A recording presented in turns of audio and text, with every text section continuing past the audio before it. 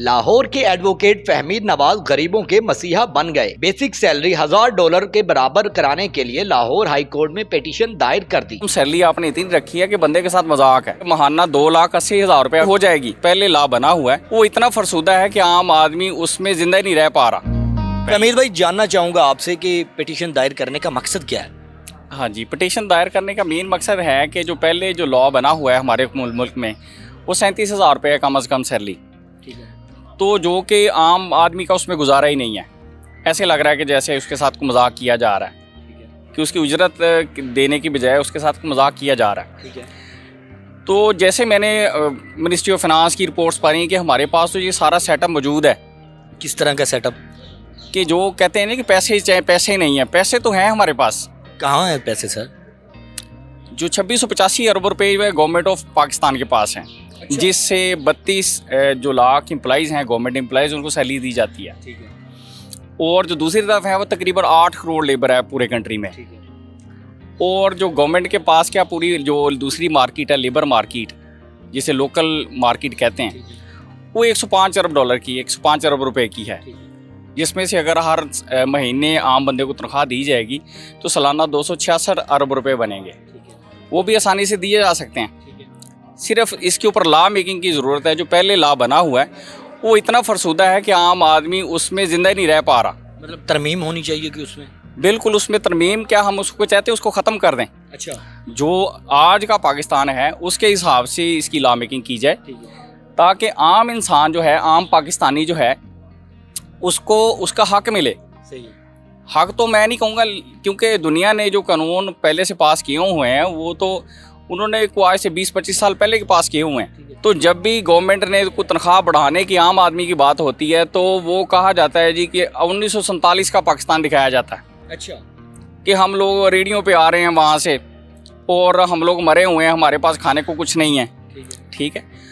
जबकि हकायक इसके बिल्कुल बरक्स हैं। मतलब आप ये कहते हैं कि हुकूमत के पास पैसा है, मजदूर की या आम आदमी की जो तनख्वाह है वो नहीं बढ़ाई जा रही? बिल्कुल बिल्कुल। जो गवर्नमेंट के पास एम्प्लॉयमेंट है वो 3.2 मिलियन यानी 32 लाख है। ठीक है, सरकारी मुलाजमीन। अगर उनको गवर्नमेंट सैलरी देगी तो बड़ी मुश्किल 10.5 अरब रुपया सालाना गवर्नमेंट के ऊपर बजट का खर्चा आएगा। गवर्नमेंट के पास जो इनकम है वो है 2685 अरब रुपया सालाना जो इकट्ठा होता है पूरे पाकिस्तान से। और दूसरी तरफ हम प्राइवेट लोकल मार्केट की तरफ आएँ तो वो 1,05,700 समथिंग अरब रुपए क्या GDP है। उसमें अगर हम सैलरी देंगे 266 अरब रुपए जो हैं वो लोकल मार्केट में दे के, तो वो भी इजीली मैनेज हो जाएगा। अच्छा, एक चीज़ समझना चाहूँगा आपसे।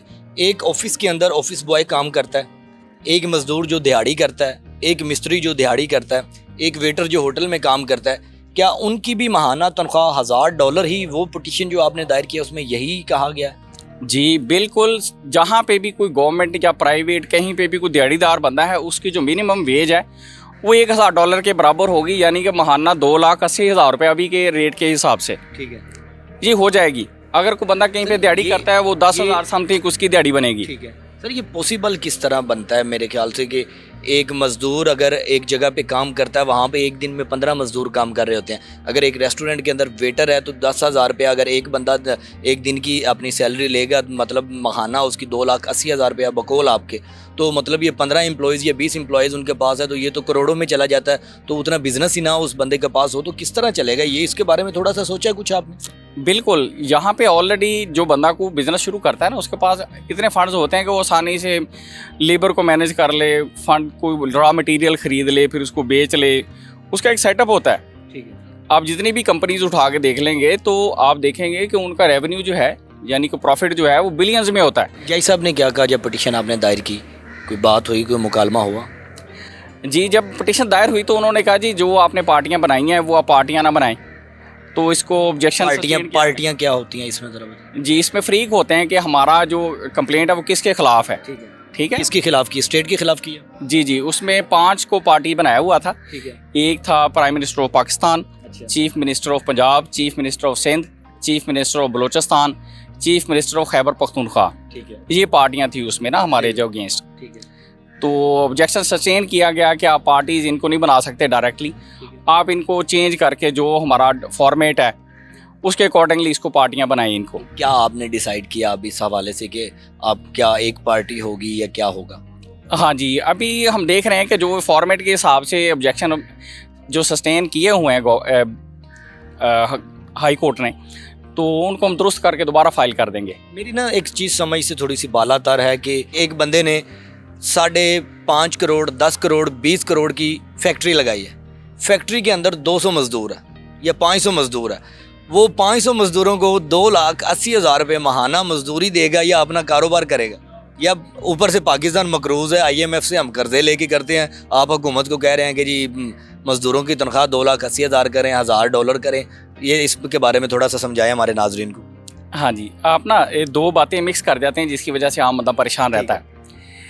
एक है मकरूज़ गवर्नमेंट, ठीक है, बात हम कर रहे हैं एक प्राइवेट मिल वाले की, ठीक है, दो अलग-अलग चीज़ें हो गई। समझाएं, मैं इसलिए आपसे हाँ। पूछा कि दोनों चीज़ें इकट्ठी हो गई। अब जो लोकल बिजनेसमैन है, जिसे हम आपको टेक्सटाइल मिल लगा लें, ठीक है, टेक्सटाइल मिलें अब इतनी एडवांस आ गई जहाँ पे 60 एम्प्लाई दिन में काम करते थे, 60 रात को करते थे। अब वहाँ कंप्यूटराइज मशीनें आ गई हैं और बड़ी मुश्किल से 4 एम्प्लाई दिन में काम कर रहे हैं, 4 ही रात को कर रहे हैं। और वो बंदा जो है दिन रात नोट छाप रहा है। अच्छा, ठीक है, मैं फैसलाबाद से ताल्लुक़ है मेरा, वहाँ पे कुछ 4,000 से ज़्यादा छोटी बड़ी मिलें हैं। ठीक है, और मैं देखता हूँ कि छोटी से छोटी मिल वाला भी अगर वो नीयत से मिल चलाता है ना, तो 1 साल के बाद वो 3 से 4 मिलें लगाने के कामयाब हो जाता है। अच्छा, मतलब आप चाह ये रहे हैं लेकिन कि दूसरी तरफ हम एक जाते हैं फैक्ट्री का जो मजदूर की तरफ, ठीक है, तो वो 4 साल काम करता है, कम से कम 10 से 15 लाख रुपए के नीचे आ जाता है। ठीक है, सही है। वो सिर्फ रोटी खा रहा होता है, उसका खाना पीना मुश्किल है। अच्छा, आप ये चाह रहे हैं कि कारोबारी शख्सियात कामयाब ना हो, जो मजदूर जिस कारोबार को कामयाब बनाते हैं वो भी कामयाब हों?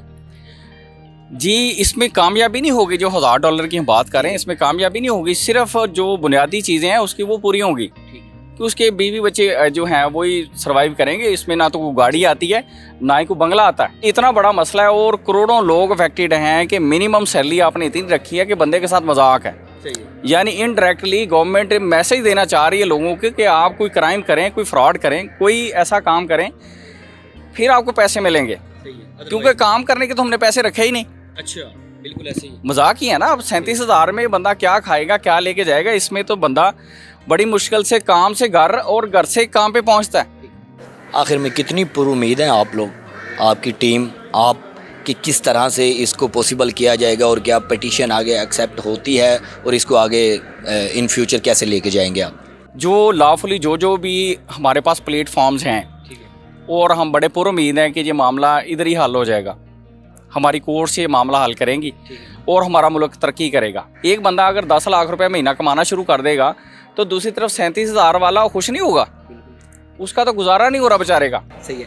हाई कोर्ट में नहीं अगर बनती सिचुएशन तो फिर सुप्रीम कोर्ट जाएंगे, सुप्रीम कोर्ट नहीं बनती तो फिर क्या बनेगा? हाँ जी, सुप्रीम कोर्ट के बाद प्रेसिडेंट है, प्रेसिडेंट के हम पास जाएंगे। ठीक है, और भी दुनिया में फॉरम्स हैं जहाँ पे जब कोई नहीं सुनता तो फिर वहाँ सुनी जाती है।